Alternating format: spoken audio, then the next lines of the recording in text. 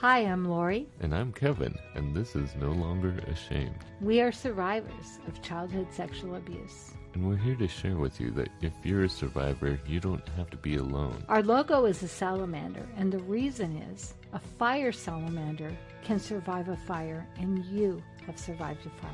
We want to help you with your journey to healing and hope. We are all survivors together, and we walk this journey together, and you are not alone. By telling our stories, we are hoping that you will have the courage to share your stories as well and find your voice. Because stories are so important, and for so long I know that I wouldn't tell my story, but when I finally shared my story, that's when I got my freedom. And this is our journey and your journey to healing and hope. So come with us. And we are really excited to have Dan back with us and follow up with him and see how his life has been different since he shared his story. Dan, welcome. Thank you. You might have heard a little bit of it when we did our panel. Dan was on the panel and talked about that. But, you know, Dan, one thing you said that just surprised us is you said that things had really changed since you had told your story on our podcast. Yeah. We were so curious about that. Yeah, it absolutely has. I don't know. So it's such a weird thing, right? Like for me, after doing the podcast, because I've told my story a little bit, never like I did on the podcast, because you guys let me just open up and do my story. I've told little bits of my story before. The way you guys asked me during that podcast made me just release a lot of that stuff and made me realize that I don't have to punish myself anymore because of what happened to myself. Can you say more about that? Punishing yourself?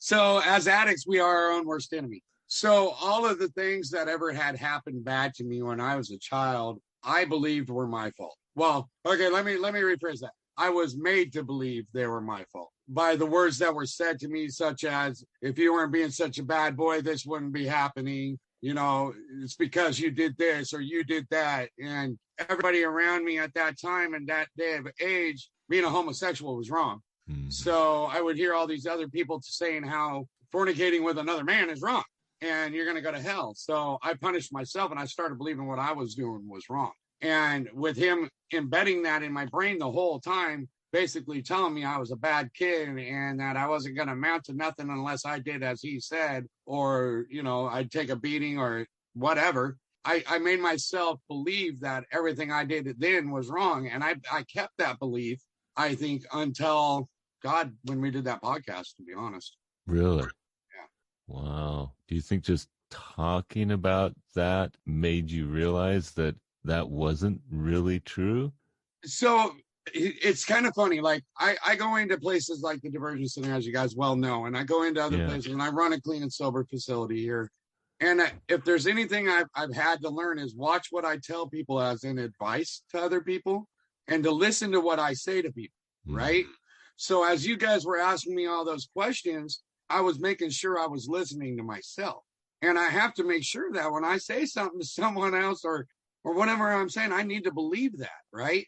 And I think because of the way you guys asked those questions and you let me open up, I didn't feel like I was being looked down upon at the time. I felt like I was being uplifted. So I was able to really pull those into my brain. And I got off that podcast and I cried and I cried and I cried and I cried. And I went to my wife, you know, and I was like, wow, that was really hard to do, but I feel better.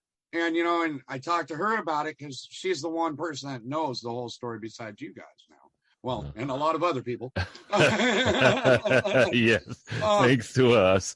Right. So once I did that, and, you know, I talked to my sponsor, and he said, you know, one day you might have to forgive him.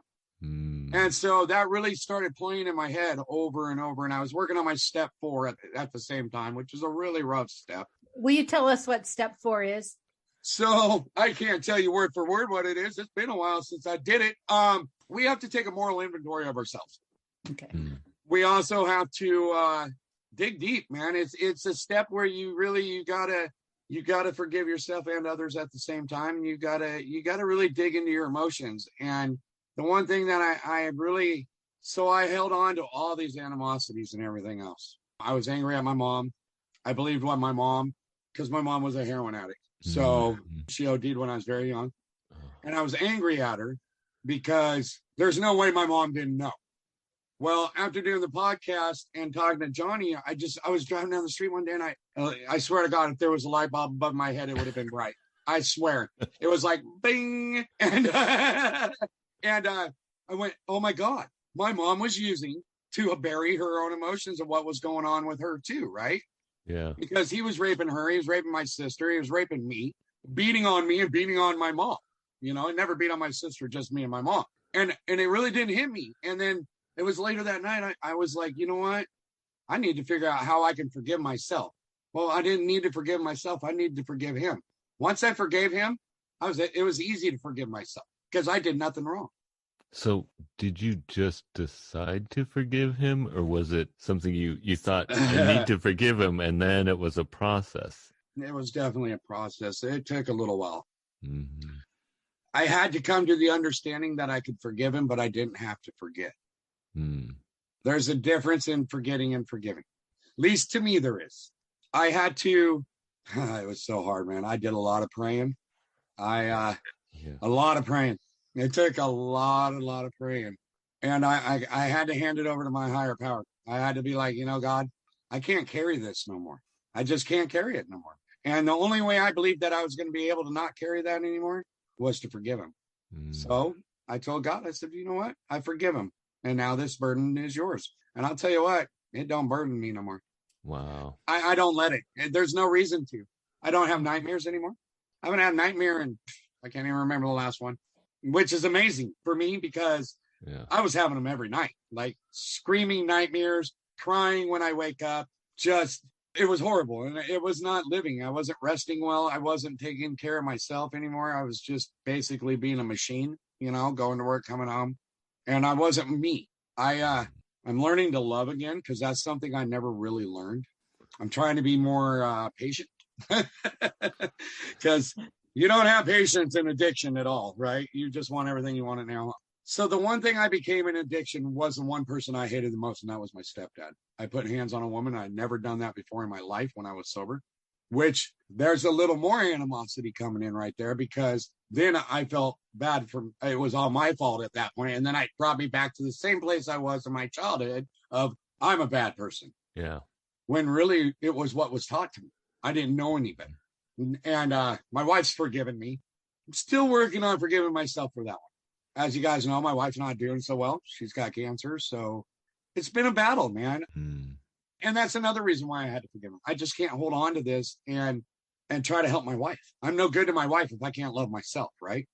And that's something I'm learning to do is love myself again. You know, Dan, something that I see in recovery is when people get into recovery. Now, you already had your partner, but they go looking for someone before they've learned to love themselves. And it just, I feel like I wish there was some sort of program. I mean, I know they say you shouldn't date or whatever, but I just see, you know, especially I work with women and I see them looking for that love. And, you know, it's like when I hear you say you're learning to love yourself because then you're going to be better for your wife. You're going to be a better caretaker for her. And I love it that you said it wasn't easy and it was a process, because I think it'd be easy for someone to say, oh yeah, I forgave, I moved on. But I love it that you show the struggle.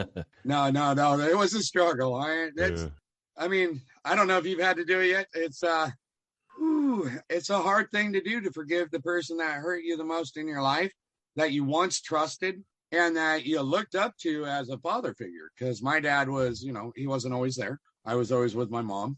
So this person came into my life and he's who I thought was your dad, right? Like, so, and then he did all this horrible stuff to me. And there's a lot more in there, like biker gangs going on. And there was a lot of stuff that I seen as a child I should have never seen. Yeah. And so I'm not that person. That's what I keep telling myself, right? I'm not him. I'm not him. I'm not him. I'm not him. I had to keep telling myself that over and over and over so that I could realize that I don't have to behave the way he behaved. So you literally had to change your self-talk. Yes, ma'am. I'm still learning to take compliments. My sponsor's been working on that one with me. I'm not good at it. I don't know if any of us are really too good at it that have been through what we've been through, because we were never complimented, right? Like we were put down to the lowest we could be put down. You know, or I was complimented basically for the bottom of his shoe. Yeah. Or complimented for personal wrong. gain on their part. Oh yeah, if it was something you were doing that they wanted, then it was okay. But yeah, I was always and so I even have trouble taking compliments from my wife, and man, it's a struggle. I'm still struggling with that part. It's like when somebody says something positive, take it. Don't just say something smart ass and walk away. Like, okay, so here's something big going on in my life right now. My dad. So I think I mentioned my uncle had passed away. My dad came all the way down here. His brother was the one that passed. And me and my dad's relationship's been real rocky because obviously I was out in use and things like that. And he had no reason to trust me, obviously, because I was a dirtbag. And so he came down here and he told me, I need your help. And I'm like, okay, I'll be right there. That's the right thing to do. Jumped up and I was helping him do stuff. And I told him, we went to my uncle's house and it was just a mess. This was the house that my dad grew up in. I grew up in with my grandparents. And it was just full of trash. I mean, it's disgusting. And my dad just lost it. And I'm like, you know what, Dad? Just let me handle this. I'll handle the mess. Don't worry about the mess. He ended up in the hospital that night from the stress, which scared me. And the next day, he got right back out of the hospital. He was okay. He had a little bit of AFib going on. He got too stressed out. So we went over to the other house, because there's two. And we were standing outside, and my dad looked at me and he said, you know what? I trust you. And my mouth said, well, that's weird. And I turned around and walked off. I didn't know how to react. Not at all, right? And so I just walked off, and my son comes up to me because my son Dustin was there, and he's like, Dad, did you hear what Grandpa said? And I'm like, yeah, I just don't even know how to take that right now. So my dad left and I left. We went back. He went to his motel and I came back home and I was sitting here for about 10 minutes and I'm like, God, I didn't handle that right.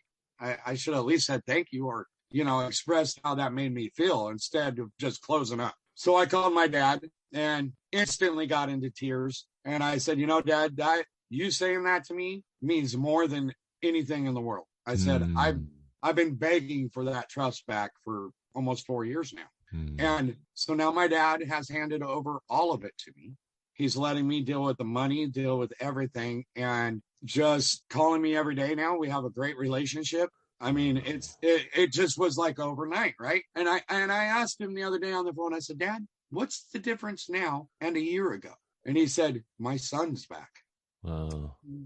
So I started thinking about that just before we got on here. And I was like, all of these changes I did after that podcast last year, going back into diversion center and being able to speak about this part of it too, not just the addiction side. I started going in there and speaking about the molestation side of it too, and really reaching people and forgiving him and breaking down those walls that you put up, right? Because that is one thing I did. I was great at putting up walls over my heart, my emotions, everything. I was really good at blocking it out. And I think that by me making those decisions and changing who the person I am, my dad actually saw the real me again. Wow. If that makes sense. Yeah. Yeah. Kevin, I think, knows the statistic. He's talked to somebody about men in prison, and it's like 90% have been sexually molested. And so for you to be able to share your story and give other people permission is just so incredible and so brave. It's hard. It was hard. Now I just spit it all day long. It doesn't even, I talk about it with the guys at my work even. It doesn't even bother me anymore. Like I've talked to, just normies and they're just like amazed by what I've been through and that I'm still here. And I tell them every day, like, don't make the choices I made. Cause I work with some younger guys who are drinking a little bit and I try to persuade them from doing that, obviously, because they tend to not come to work and then I have to get mad and it's just no fun. But I don't know, man. I feel like, it's such a different feeling. I can't even explain the feeling I feel now. Like not being burdened and being held down by something that happened to me 30 years ago. That you had no control over. I had no control over. Yeah. I don't have to be ashamed. I don't have to feel guilty. I don't have to feel responsible. And it's not who I am. That's the biggest key right there. That is not who I am. I love it that you called your dad, that you didn't let that opportunity pass by, because this is what, I see with women is, with the compliments. And I always just say thank you. Say thank you, and So they want to hard. go, they want to make excuses. And so I love it that you called your dad back and you made that connection, because it's acknowledging and being on the receiving end. If you give somebody a compliment like that and they shut you down, it's hard and it makes you not want to do that anymore. And so I love it that you kind of cleared that path and made it good again. Yeah, because in addiction, I would have never done that. Mm-hmm. I would have just been like, whatever, and walked off. And that would have been my real response at that time, right? And that's why when I thought about it, I thought, God, that seemed like who I used to be. Yeah. And I'm not that person no more. And, and like you were saying with relationships, Lori, I suggest to all my guys here, look, don't get in a relationship for at least a year. You got to work on yourself, because if you don't better yourself, you're not going to be better for anyone else. Yeah. And that's so hard. And learning to love yourself after you've been out there on the streets that long, man, that's probably the hardest thing I've had to do, is to learn to even like myself,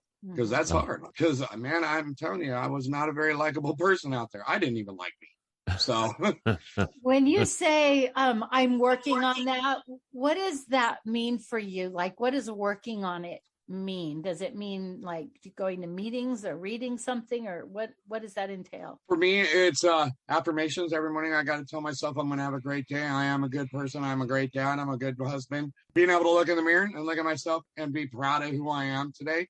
Those are very important things that I do first thing in the morning. I thank God every morning that I get another breath of air and that I'm not stuck out on the streets making bad decisions. So, and then when it comes to learning to love, really, that's a hard one for us that have been through what we've been through.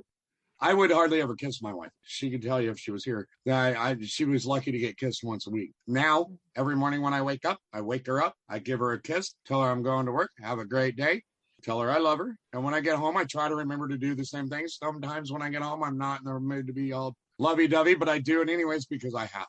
Before I fall asleep, I never go to sleep angry with her. We always tell each other we love each other. Amen. I mean, there's little things that I'm learning to do that I never did before. My daughter is a hug freak. Drives me crazy. Sometimes too huggy, too touchy, right? Like, and I get it. It's because I'm dad. But there's times where she's just like, and I'm like, whoa, slow down. You just hugged me 2 seconds ago. And I got my granddaughter here right now who's all huggy too, which is okay. So I'm learning to be affectionate. That's not something I saw. So it's daily practices, and then the things you see you need to work on, even if you're not feeling it necessarily, you do. I want to say, like, I hate to say the right thing, but you do the right thing until it becomes more natural. Absolutely. Yeah. Absolutely. And that's important because, my wife being happy is the most important thing to me in the world, especially now. It's a little rough, guys. Mm-hmm. We thought things were going to get better, and they're not. So we got a couple years at the most if we're lucky. So I'm trying to give her the best life I can. She needs to feel loved, and she needs to be able to go away from here and go to heaven and just know that we're going to be okay, right? So, and that's why I'm being so embracing towards my children now, too, is losing my wife is one thing, but one of my children, I wouldn't know what to do, right? And my daddy, that's funny that we're talking about this because my dad said something to me on the phone yesterday, and he said, son, I'm so proud of you. He says, you've come so far. He says, you're almost at your 4-year mark. He said, who would have thunk, right? I said, yeah. I said, I've been through a lot of stuff, but I'm doing it, right? And he said, the one real test you're about to have is losing Amy. And, it made me think about that because my sponsor once asked me, he said, what's the one thing that would make you relapse? And I said, I couldn't think of nothing at that moment. He said, yeah, what about losing one of your children?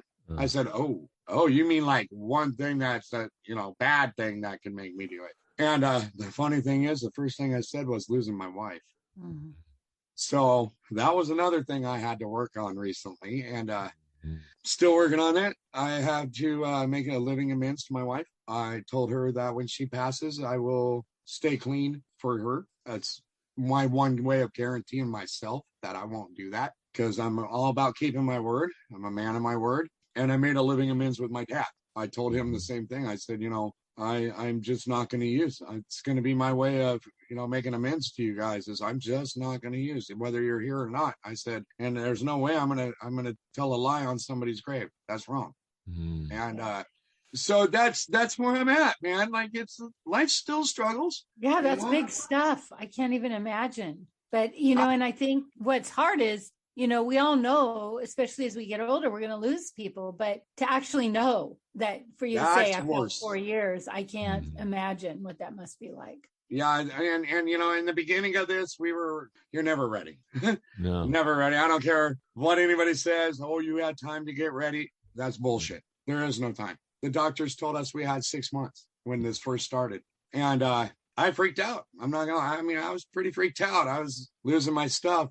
They were pretty much saying there wasn't even a treatment that she could do. It was so bad. And they got Providence Hospital has miracle workers when it comes to cancer. They got 20 different doctors together, and they all sat down and made a plan for her. And they found out that there was a certain chemo that might work, and it did. They did on-spot radiation, and then she went into immunotherapy, which would have lasted a year normally. And the immunotherapy tells your body that cancer is a bad cell to attack it. So your immune system will kill cancer that way. Well, it can also tell your body that your good cells are bad cells. So what happened was it started to attack her good cells, caused her to have this muscle disease that she's on high doses of steroids all the time now. But the problem is at any point in time, her heart, since it's a muscle, can constrict and not work no more. Oh, man. Was that a trial, what they call a trial med? So the immunotherapy, they don't give it to everybody. It has to do with a certain gene that's in your bloodstream, and only certain people have it. Most people run around about 8 to 10 to 20%. 20% they say is a good average to be able to do immunotherapy. She was at 40. Whoa. So they were like all over it. They're like, oh yeah, we got to do this. We got to do this. And honestly, it was working. It was shrinking it like crazy. She only got to do 5 treatments out of the 12.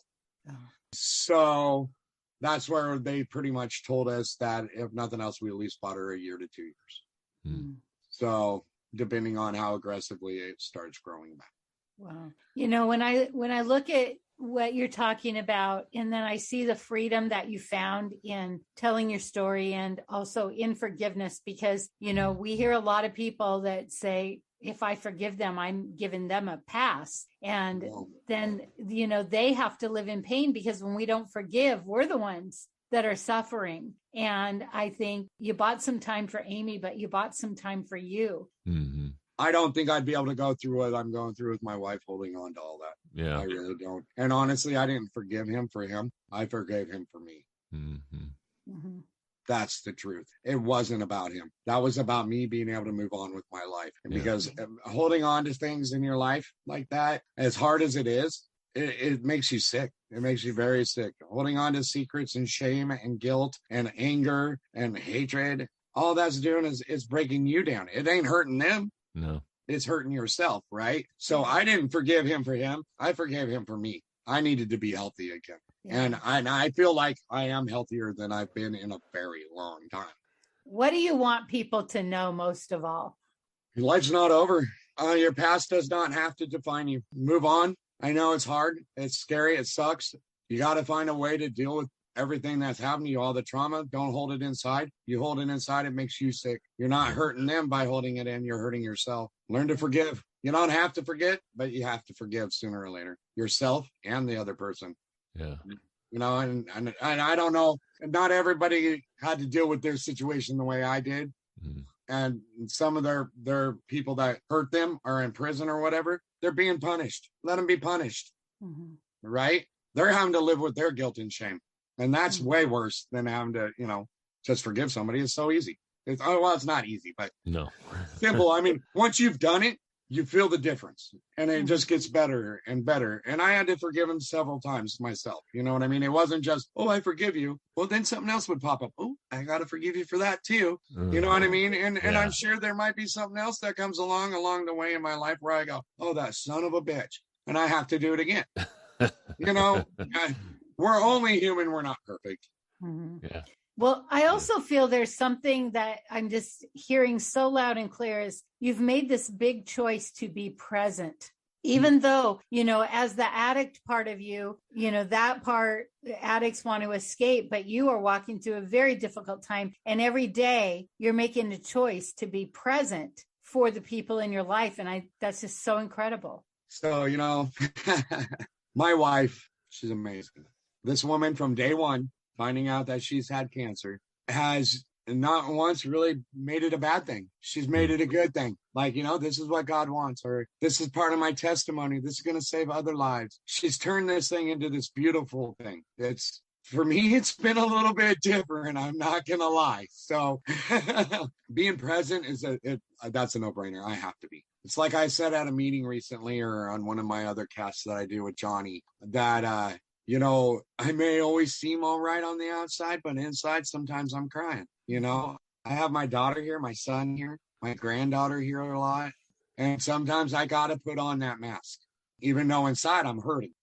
I try to accept this is God's plan, but sometimes I don't like God's plan. Yeah. I don't have to always. Because I don't understand it.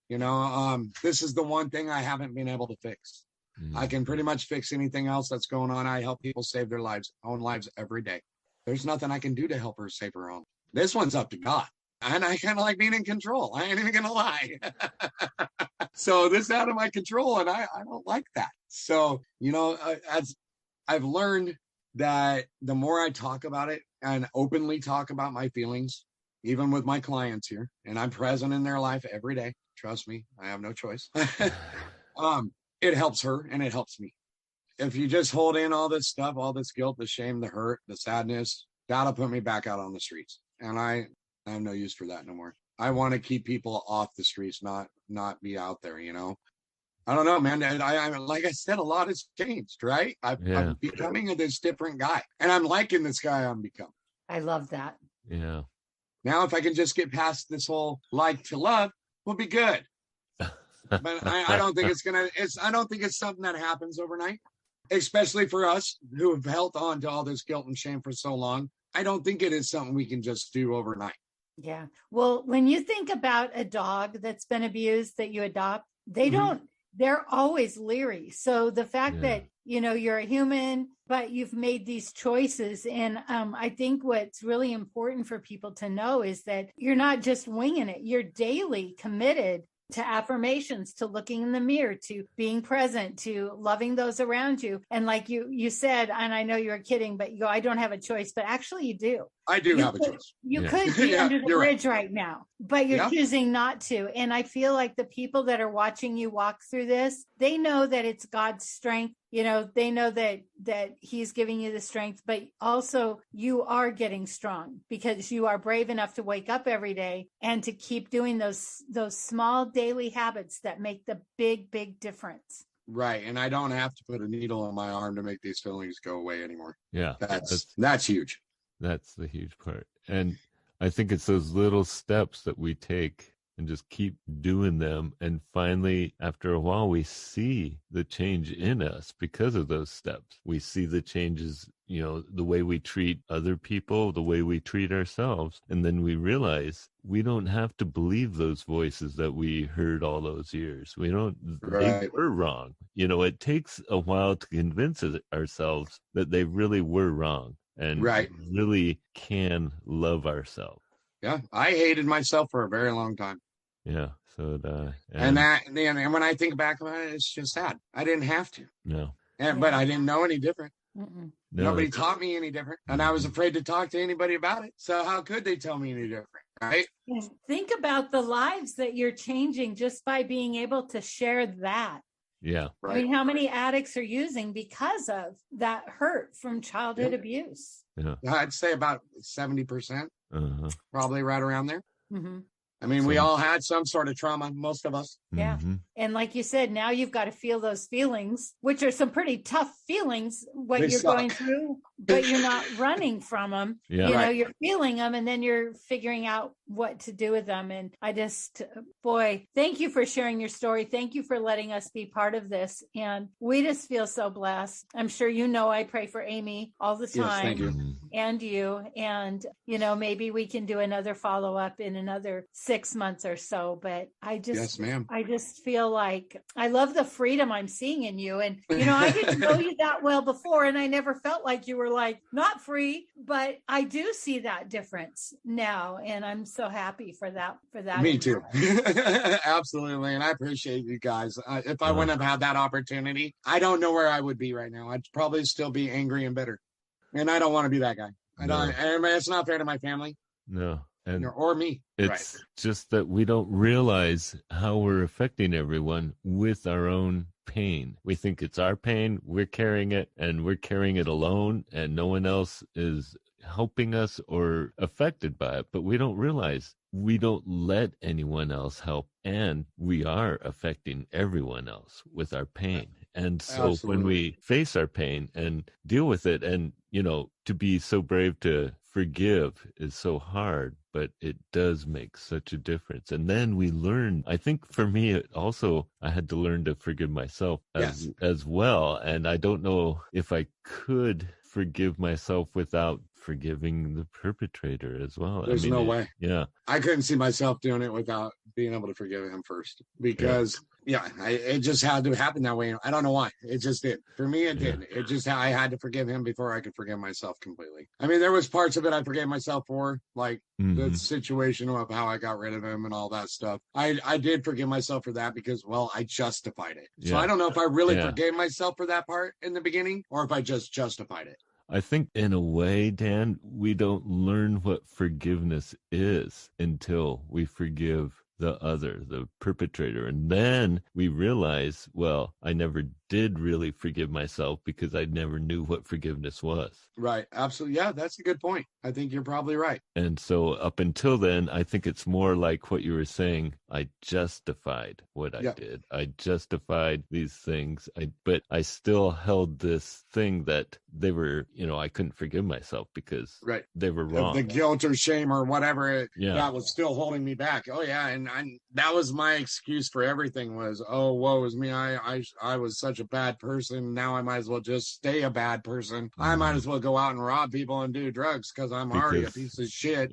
That's what I know. I'm already doomed. And I really wasn't, and I did good in school. And it's like my dad said, he said, I don't remember where things changed. And I said, well, I do, unfortunately. Because my dad didn't know. My dad didn't know about any of this until your podcast. Really? Oh my gosh. I lied to him about it. How did he handle it? He wasn't happy. He was pretty pissed.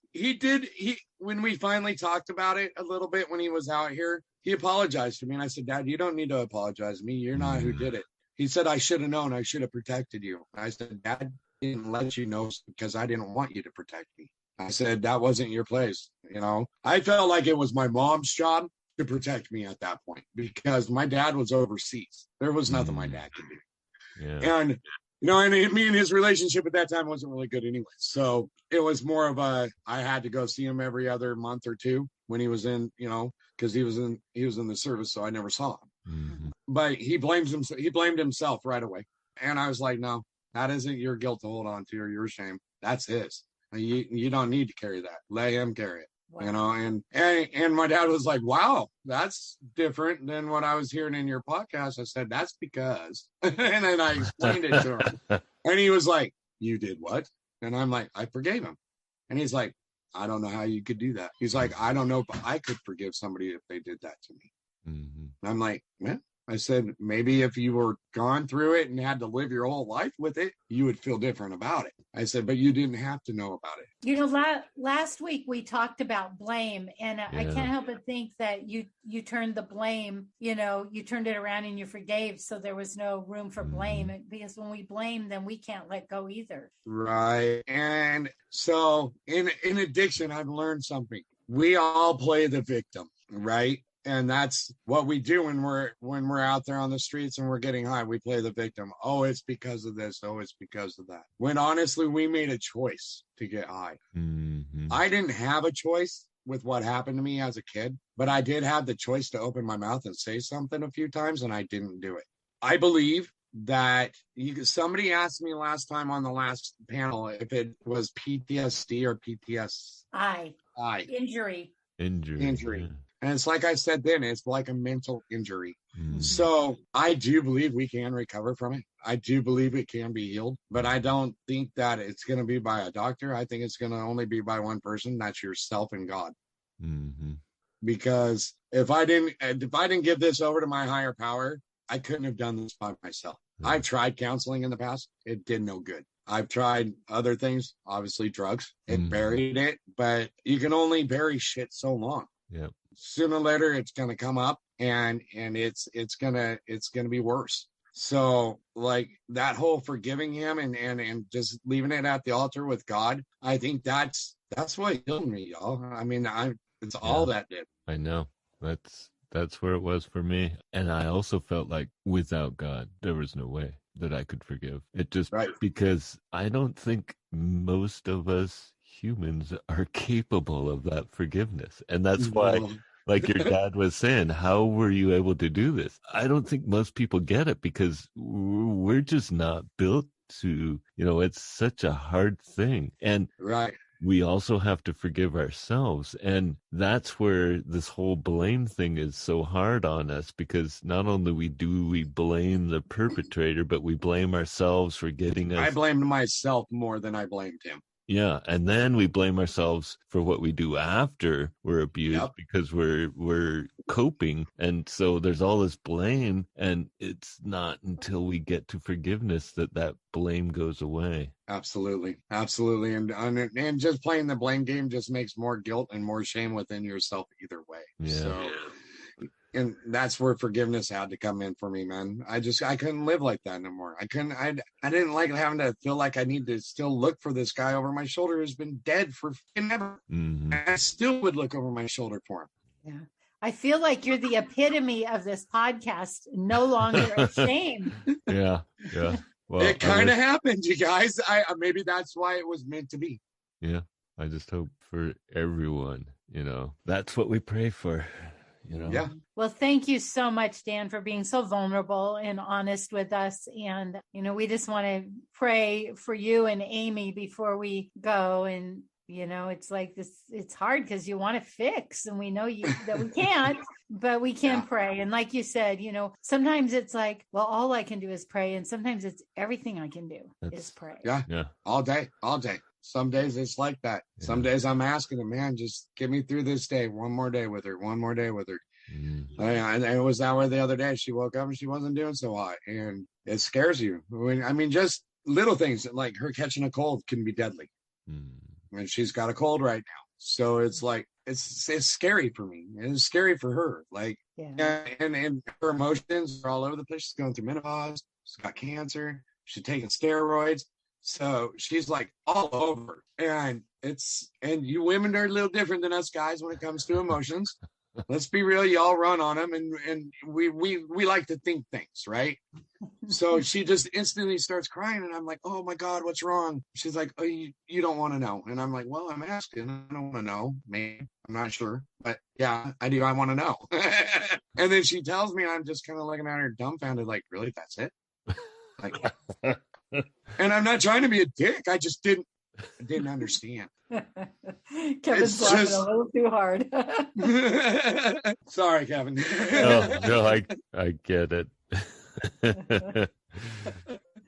It's rough, man, because I'm still learning emotions. I'm still learning my own emotions, let alone my wife's emotions. So it's like sometimes she just it's hard. That's another part of the whole learning to love and being nurturing and those things I'm working on, is like trying to understand why she's crying at certain times. And what is it Charnel's counselor says? Emotions are information. Yeah, emotions are information. And I like that. It's hard, but it's so important, because you're not really truly living your full life if you're not allowing yourself to have all your emotions. And That's if true. you're limiting some of your emotions, like if you don't ever let yourself do, anger or cry, sadness, you're basically bottling them all up, because you're like putting this grip on everything. Mm-hmm. And until we can really allow ourselves to feel even the emotions we're afraid of, we're not really being ourselves, our true selves. But it's hard work, but it's so worth it, Dan. It is. Worth it. It's very well worth it. I think that's key of why I'm almost to 4 years clean. Yeah. And congratulations on that. Yes. That's huge. It is huge. I never thought I was going to see a year. I didn't think I was going to see a month. I remember being on the streets telling myself, I'll never quit. I'll die with a needle in my arm. I remember telling everybody that. So, and just hating myself so much. I don't even know how I could do that. I don't even know why I hated myself that much half the time. And so for me to be able to sit here and say I'm working on loving myself, for me, that's huge. That's a miracle in itself to me. Being able to look in the mirror and smile without being ashamed. That's pretty cool, man. That's a good feeling in the morning. Like to get up and be able to just look in the mirror and be like, you're going to have a good day. You're all right. Okay. It's a good feeling. It's yeah. Awesome. Well, thank you so much for being with us. And Kevin, do you want to wind us out in prayer? So that's it for today. We are going to have a prayer time if you want to stick with us. If not, we believe in you. We want to hear from you. We want to hear your stories. If you like this podcast, please rate and review, because that's how other people can find us. And we really want to spread this message.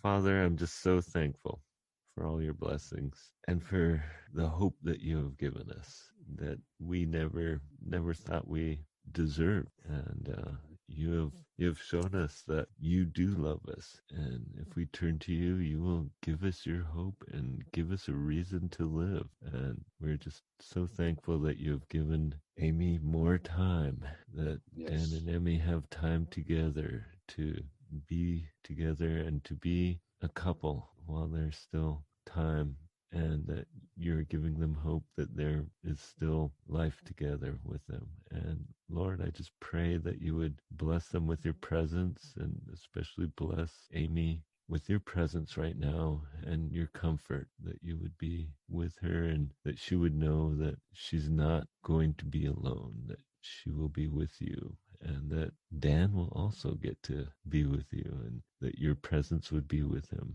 And Lord, I just pray that you would continue to bless the work that Dan is doing, the amazing work, that you have given him a purpose to help others. And because he has been through what he has gone through, that they know that there is hope, because they can see how his life has changed. And so that he can help them change their lives. And Lord, I'm just so thankful that your hope in him is giving others hope and bringing them off the streets, Lord. I just pray that you would help him to continue to save those men that need hope, that need a reason to live, that need a reason to find love for themselves, that they can, that they do matter, that they don't have to be ashamed. Lord, I'm just thankful that we can share this message with others that need it. In your name I pray.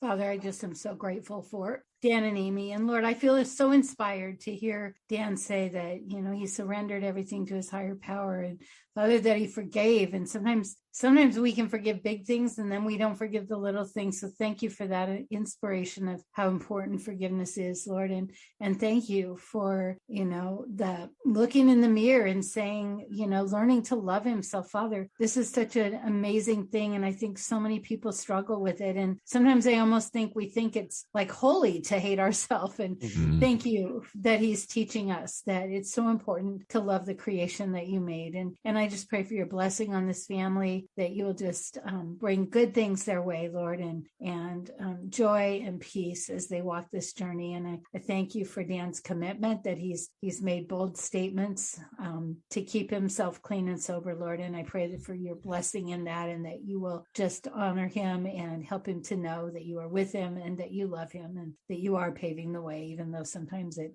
feels like a cement wall. In your son's holy name, amen. Amen. Amen. Thank you, guys. You're amazing. Thank you.